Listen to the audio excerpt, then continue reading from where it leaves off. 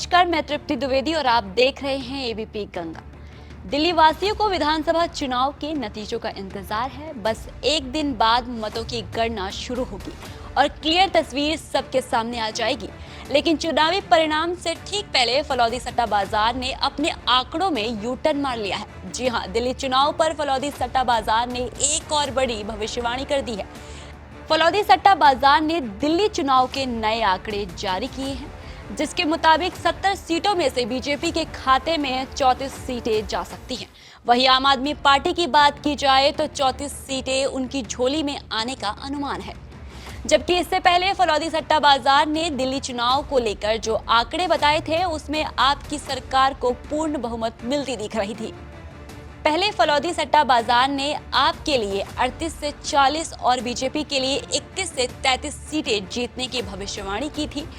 लेकिन ताजा आंकड़ों में उसने आपके खाते में कुल 6 सीटें घटा दी और बीजेपी की 1 सीट बढ़ा दी।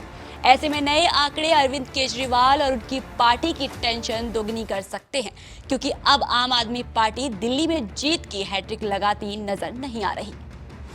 वो ऐसे कि दिल्ली में बहुमत का आंकड़ा 35 है, यानी किसी भी पार्टी को सरकार बनाने के लिए कम से कम 36 सीटें जीतना जरूरी है।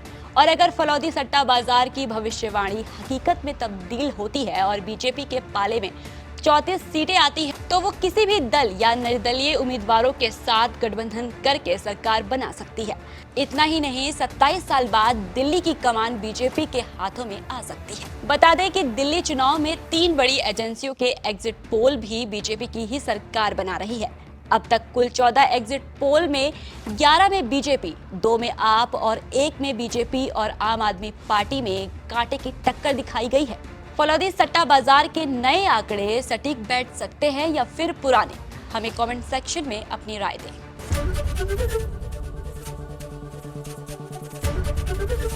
एबीपी गंगा, खबर आपकी, जुबान आपकी।